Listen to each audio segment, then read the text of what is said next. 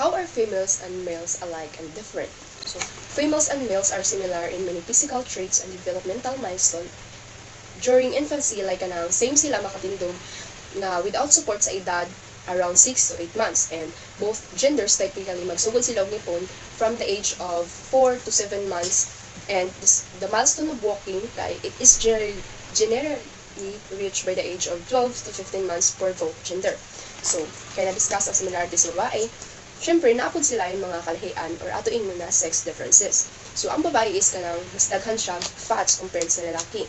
So, isa na reason kay ang ilahang hormones such as estrogen and progesterone, which is nag-distribute siya fat called subcutaneous fat. So, subcutaneous fat sa babae, kanina fat kay located na siya beneath sa skin, like kanang sa breast, sa thighs, sa hips, and sa lalaki naman, they have higher level of testosterone, which promotes more visceral fat. So, kanina fat sa lalaki is located ni siya sa mga vital organs, which is sa lungs, kidney, hearts, and brain, o uban pa nga vital organ nga sa tao. So, kanina mga hormonal influence, nag-contribute siya kalahian when it comes to body fat percentage sa babae and lalaki. And also, 5 inches shorter po ang babae and weigh 40 pounds less.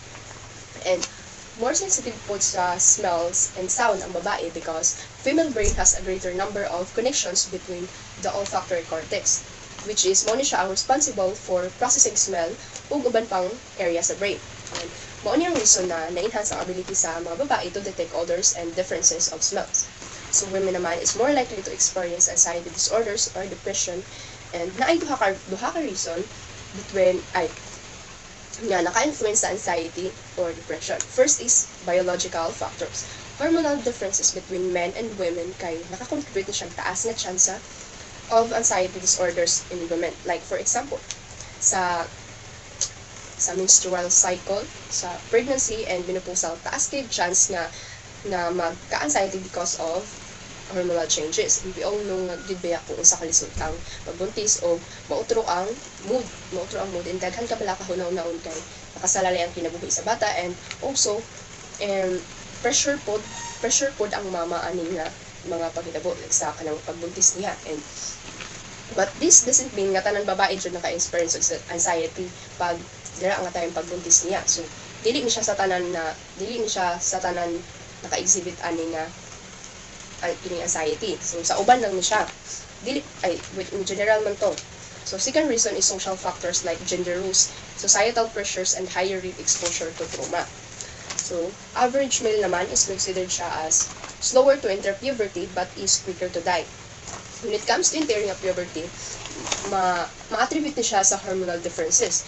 Puberty is triggered by the release of hormones like testosterone and estrogen, and ang mga lalaki, they typically experience a delayed release ani nga mga hormones compared sa babae.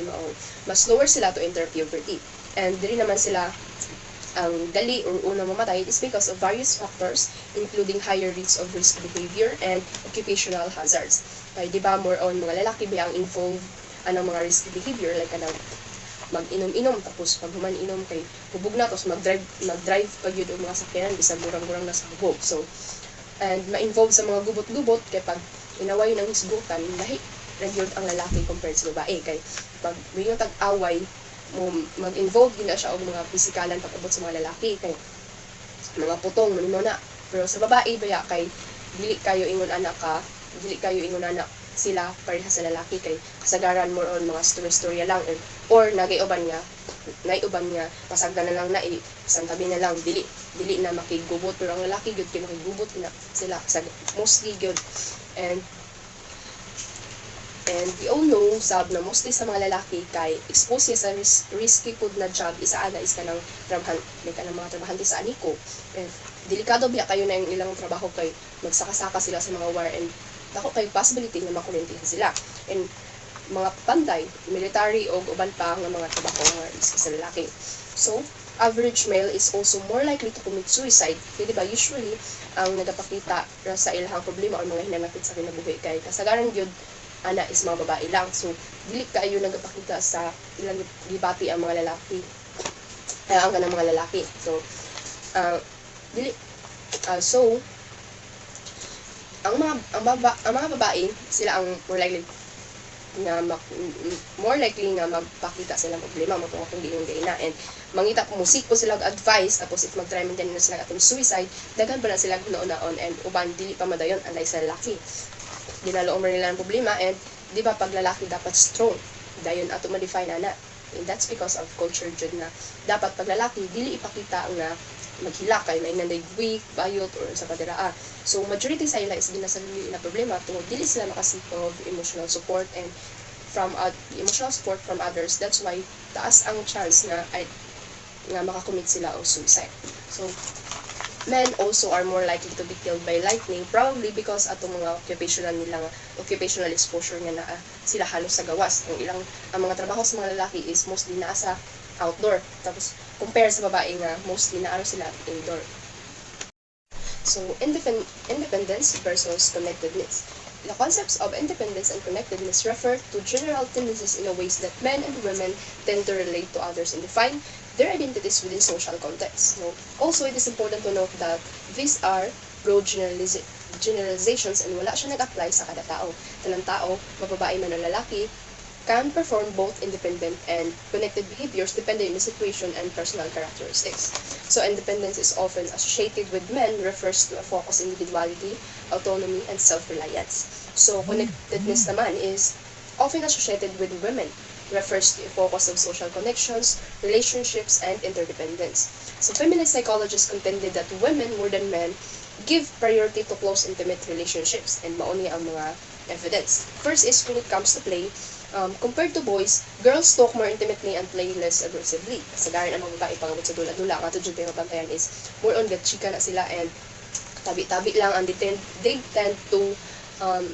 tend to engage anang mga imaginative play like anang mga balay-balayan, as ang babae is ang role as mama or igsuon bagraa, and magluto-luto sila muna kasagaran nga dula sa babae, and less aggressive gid siya compared sa lalaki nga ga-involved of physical activity and mostly ga-engage sila in competitive games like physical challenges or sport activities. And when it comes to friendship and peer relationship naman, women often prioritize and empathize relationship in their conversations. They tend to use more relational language and discuss topics related to friendships, family, emotions, and personal experiences. So, for example, pag magtabi ang mga babae kay kasagaran na giniskutan nila more on relationships and magchika sila about life and mag-advise sa isig kausa kung may mga problema, and ang mga lalaki is mostly giniskutan nila na serious kaayo like kanang mga sports, hobbies, or trabaho and politics.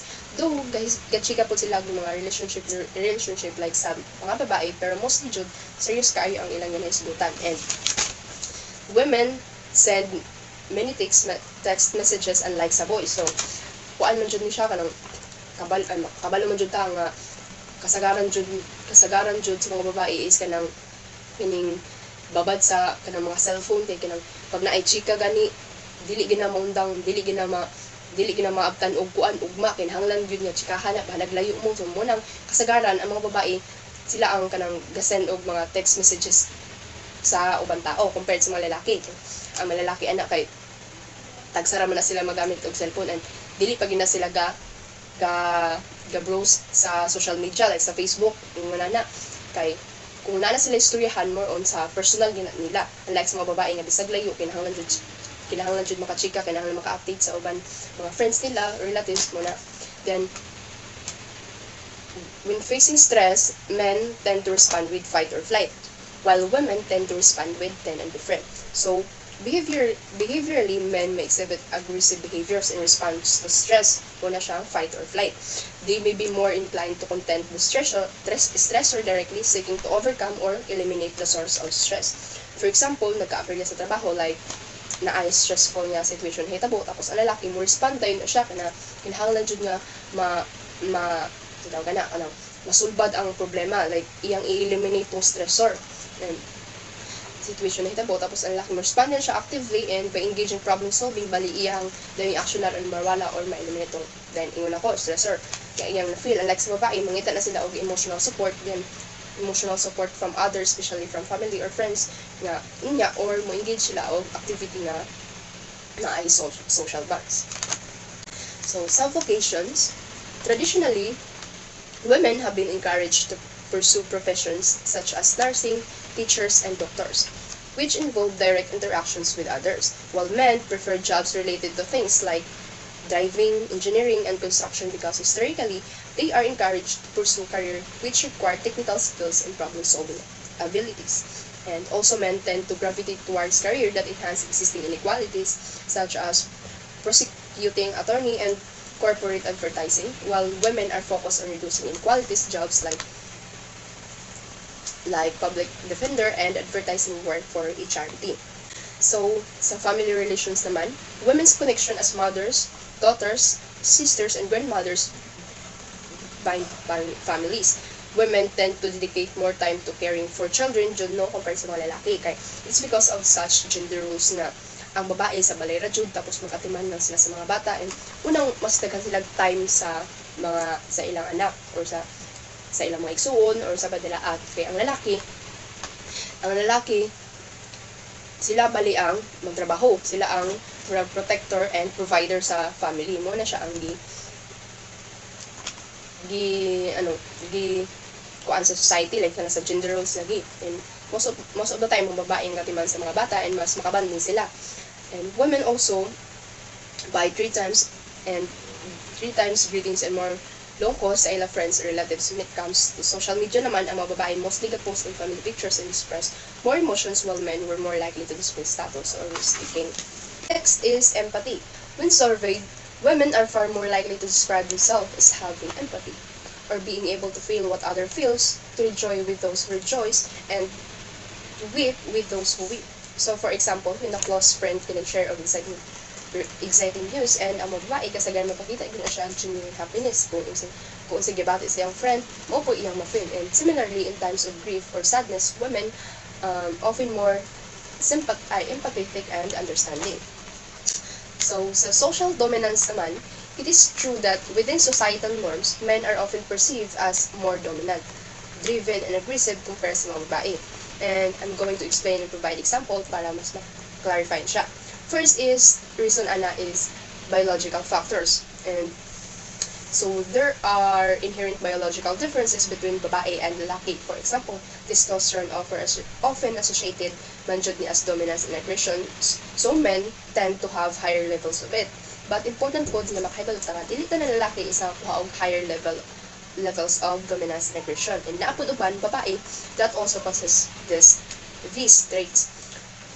And next is cultural and social factors. Society has historically assigned certain gender roles and expectations na nag-attribute sa lalaki or being dominant and aggressive. So kaning gender stereotypes kay embedded na ni siya sa atong cultural norms. For example, sa bata pa is exposed na daan sa mga gender-specific toys and activities, like sa mga lalaki is kasagaran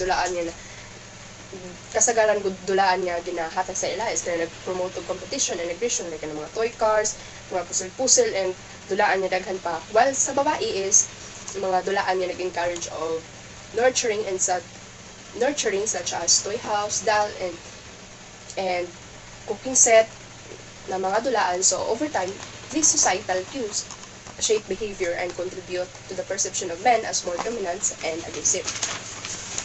So, men also outnumber women among the most powerless, such as prisoners and homeless.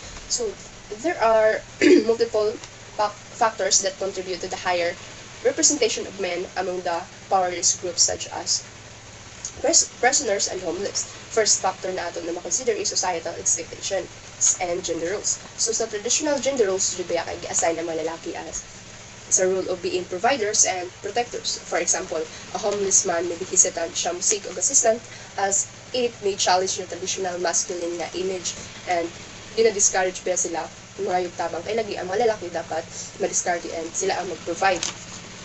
Also, mostly to commit crime and more sa ilahang life is mga lalaki tungod probably sa ilang traits ng aggression. For example, sa mag-away-away is sa atong naingon na akong gain na ang mga lalaki sa putong, and more mostly na mo engage sa mga physical na mga activity.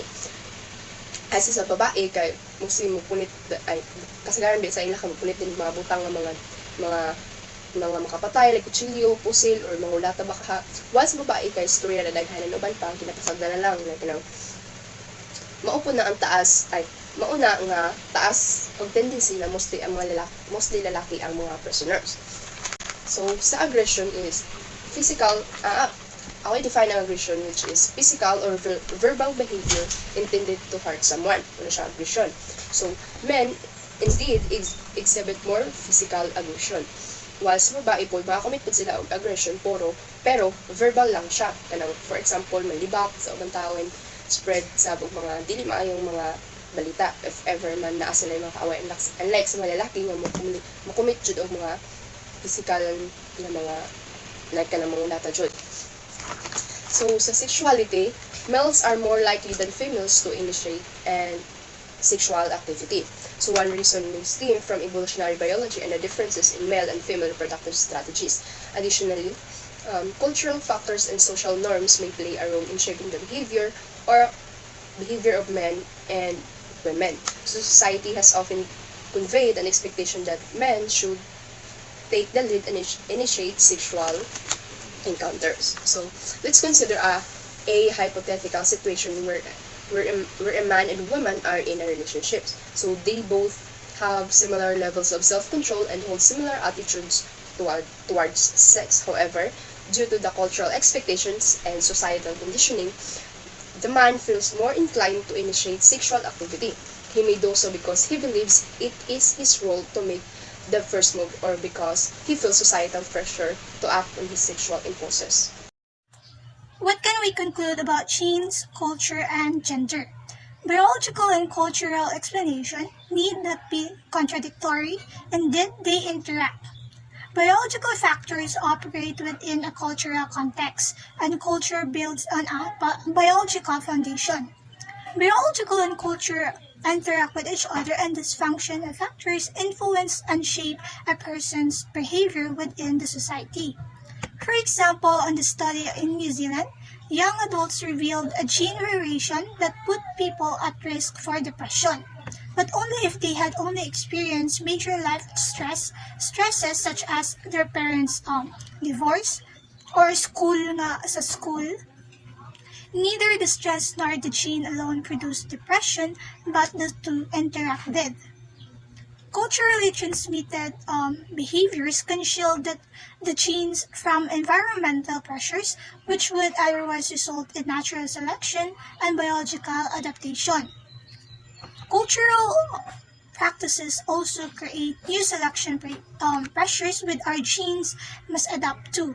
Examples, dairying, where the culturally transmitted practice of consuming raw animal milk sets up selection for the genes, including the ability to digest lactose later in life. For example, example ani sa kanang unsa to makonclude no nga sa kung ang isa ka tao ang hormones niya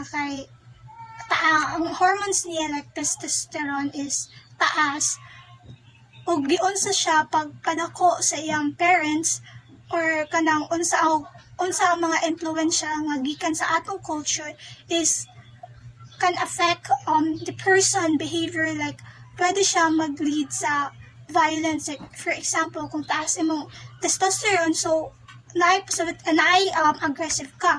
So sa culture nato kung kipadako ka nga so dapat isog ka. So pwede siya isog no nga pwede siya mag-lead nga na mga situation nga mga possibilities na mag-lead siya sa violence, like kung makipag-away mo diretso dayon kanang sinumbagay kay na naman sa iya no iyang hormones kay taas man so aggressive siya o tungod pud sa influensya sa iyang culture mo nang maghitabo to siya.